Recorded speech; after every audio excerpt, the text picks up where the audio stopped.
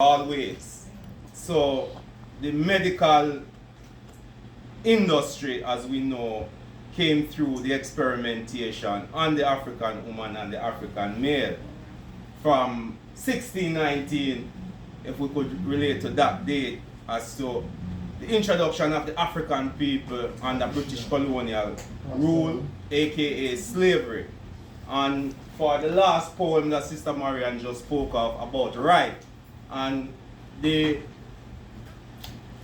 right that is being discussed in that poem as to so much African males and females lose their life because you don't have a right.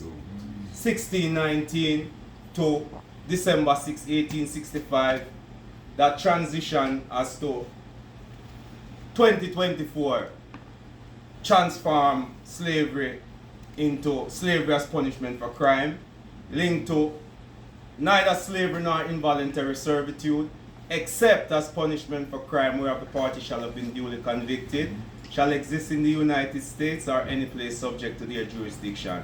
That's the 13th Amendment to the Constitution, which still permits slavery in the United States with crime.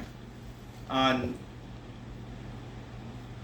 being on Bob Marley Boulevard, this is a decade for me. Right there at East 55th and Church Avenue, I was pulled over on Coronation Day.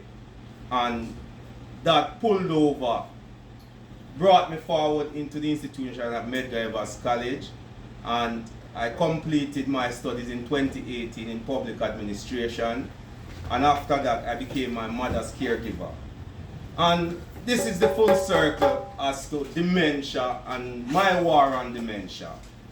Next week, Sunday, I am traveling to Washington, D.C. with the Alzheimer's Association as an advocate, advocating again for those who are in the majority, the 1 in 3 Americans, and the African woman again being the majority. My mother, Rebecca Morgan, is one of those. Statistic, and not knowing what dementia was and what it still is, learning daily, we should be outraged as a community. If you say the African woman bears such burden alone in dementia, in cesarean, in all of the medical experimentation, I mean, even to remove of the womb, in terms of the African woman is the highest within these United States.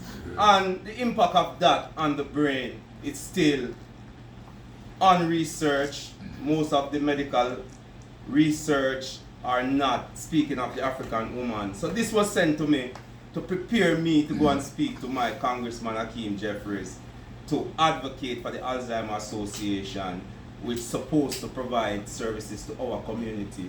And because it's lacking, I am going just to be a representative for those who are not being addressed, like my mother, in her journey in terms of not having the memory. So give thanks for this momentous day, because we have to remember it, and we have to just cherish who is before us and who is within our lives, because the memory again being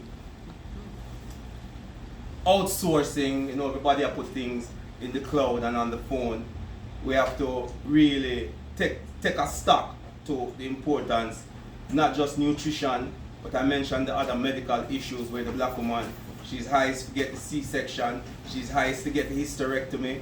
So we want to see the African woman in terms of the clinical trials without pharmaceutical involvement, because she again is at the highest risk. So that's what I wanted to share, because as again, this 2024 is an election year, and if we have nothing better to do is to make sure that we get on the ballot through our elected officials, and make it something that not just go vote for left or right, because at the end of the day it's one United States.